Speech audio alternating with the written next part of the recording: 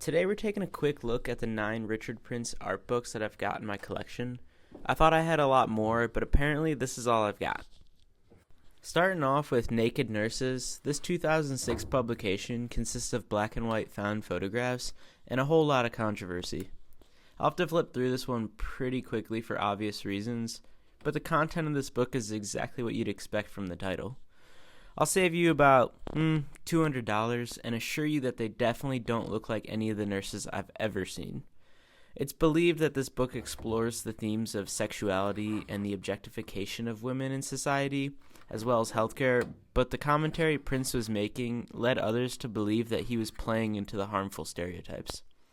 Regardless, it's definitely a complex idea that Prince is exploring, but still a great book to have out that will definitely spark some interesting conversations when you've got people over. Next up, I've got Bob Crane, He Got It Coming. This book was published in 2012 under the name John Dog, which was one of Prince's multiple fictitious names that he published under. This is, once again, something that I cannot share with you on the internet as it contains explicit pornographic stills, but I'll do my best to share with you what I can. It has this mysterious gold cover with no text on the front, back, or spine of the book, and as you can see, my copy is still sealed, but I figured I'd open it up so you can see what you're getting yourself into. It's based around an actor by the name Bob Crane who played a role in a sitcom Hogan's Heroes, but was later murdered in 1978. All of the images in the book have these black censored bars over faces, but rest assured, all the explicit content is still fully visible. The co-creator of these images and friend of Crane, John Henry Carpenter, is believed to be the one who did the dirty work and killed the man. This one right here is titled The Pope's Butler and was published in 2012. Similarly to the last book that we just looked at, Prince published this book under a different false name, this time using Howard Johnson. It's a pretty short, staple-bound book, only about 20 pages, and the front and back cover are fully covered in his signature DVD title sticker look that showcases tons of religious titles. This book contains an essay based on a different article relating to the sexual incident between Pope Benedict and his former butler and the mysterious appearance of Christ's form on his clerical robes. All that, paired with the Xeroxed images of that said robe, sounds like a terrible trailer for an even worse movie. Don't get me wrong, the essay is interesting, but the layout of the book is pretty underwhelming. Following that, we've got Jokes and Cartoons, which is one of the first Prince books that I actually ever bought. This was originally published in 2006, and I purchased my copy about a decade and some years later. At the time, I was super interested in making comical work that still felt pretty serious, and I'm not sure anyone's ever done that better than Richard Prince. The back of this book has a quote from Prince that I'll read to you because it really sets the tone for the publication. Jokes and cartoons are part of any mainstream magazine, especially magazines like The New Yorker or Playboy. They're right up there with the editorial and advertisements, table of contents, and letters to the editors. They're part of the layout, part of the sights and gags.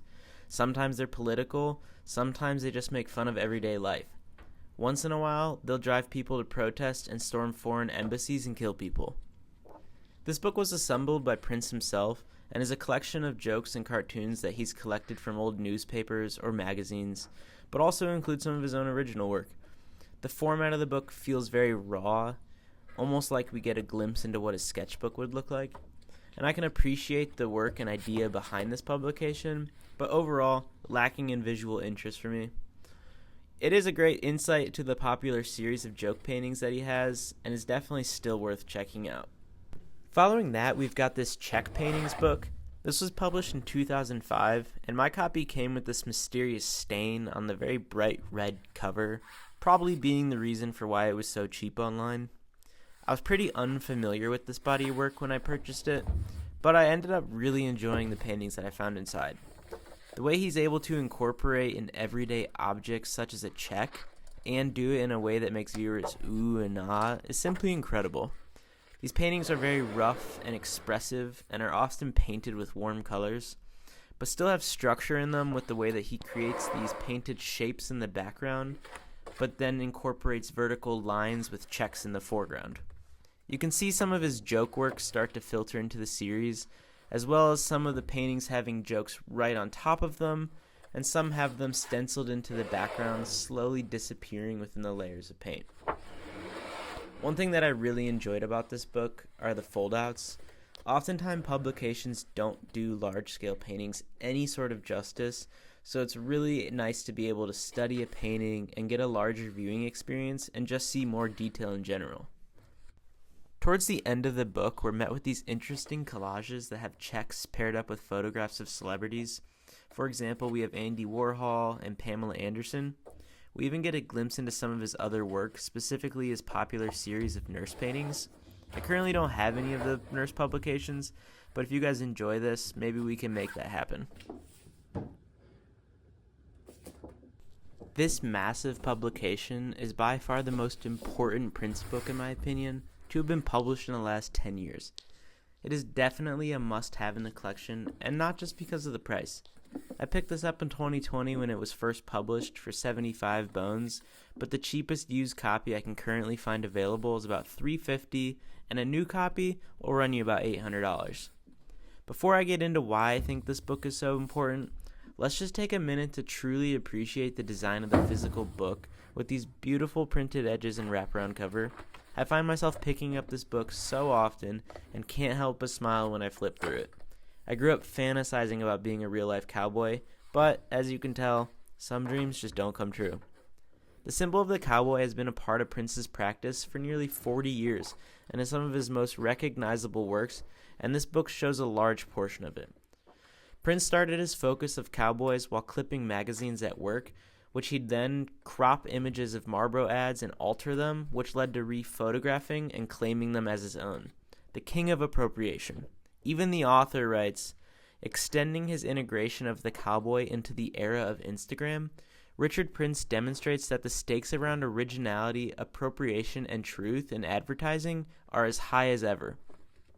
This book is a very large book, clocking in at nearly 500 pages, so it'll be hard to really go in depth of the content, but it's by far the most in-depth exploration and documentation of the cowboy motif in Prince's work. Some of his most popular works include the photographs of altered ads as well as his paintings. For his paintings, he would isolate cowboys of old Western book covers and repaint them with colorful backgrounds, sometimes even framing the original books next to paintings. We'll see his photographs, collages, his reference photos, his paintings, and everything in between. This book really showcases how Prince has mined the idea of the American West within all of his work that he's produced during the last 4 decades. Each chapter of the book contains a brief introduction, followed by the artwork, and concluding with a section of related references, relics, and fragments that, quote, aid in contextualizing Prince's work. I truly can't recommend this book enough and definitely suggest looking into getting a copy to check it out for yourself. While it may not be as popular as the Cowboy book, Ripple Paintings is by far my favorite Richard Prince book that I own. This was published in 2019 based on work that he made in 2015 through 17 and came in 6 different color variations for the cover. I obviously have the green version, but that's not nearly as important as the work inside. This body of work is some of my favorite work that Prince has ever made, and it's truly so simple. These Ripple paintings were made by Prince putting found Playboy cartoon cutouts on his studio floor and simply pouring paint on top of them. It's that easy, or at least I think. The next day he would go into the studio to find that the paper and paint had dried, creating this interesting ripple effect and overall creating great abstract work. Maybe I love them because there's this clash of abstraction with figuration happening at the same time, or maybe I'm just jealous that I didn't think of it first. I love the way that these puddles create screens and pockets that the viewer can look into, where the original cartoon starts to show face. I personally gravitate to the less opaque ripples where more of the original comic can be seen, but definitely appreciate the juxtaposition that is created with the solid blobs, oftentimes with contrasting colors. It's super obvious that scale plays a huge part in the work. The paper is then photographed and printed on a canvas at a large scale, which just really exaggerates the work and looks absolutely amazing when hung up next to each other in a gallery setting. What we have here is a book called The Fug. We've seen Prince reference his own work in most of the books that we've looked at today, whether it be women, jokes, celebrities, or even cowboys, and this 2011 publication is no different. This book also includes an essay titled 13 Different Ways of Looking at Richard Prince, and it's absolutely worth a read.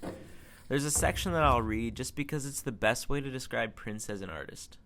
It goes, "Who is the real Richard Prince? Prince has manipulated the rules of art and truth with such skill throughout his career that today we suspect him of lying even when he's telling the truth.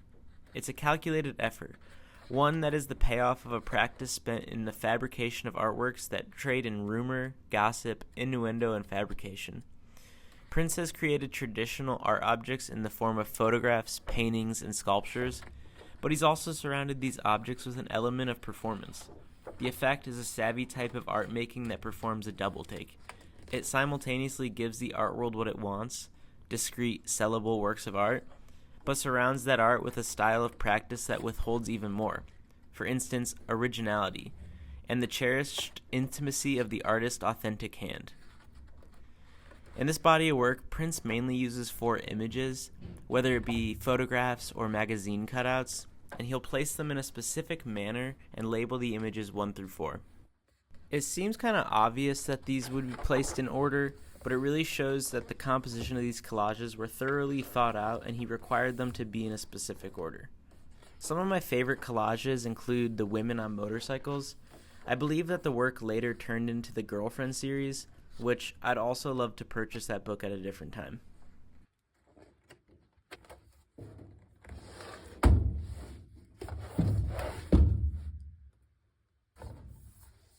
Last but certainly not least, we have the catalog titled High Times, which was published in 2018.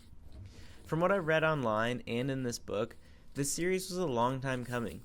He had made drawings back in the 70s that he never showed, called Deadhead drawings, which had nothing to do with Grateful Dead.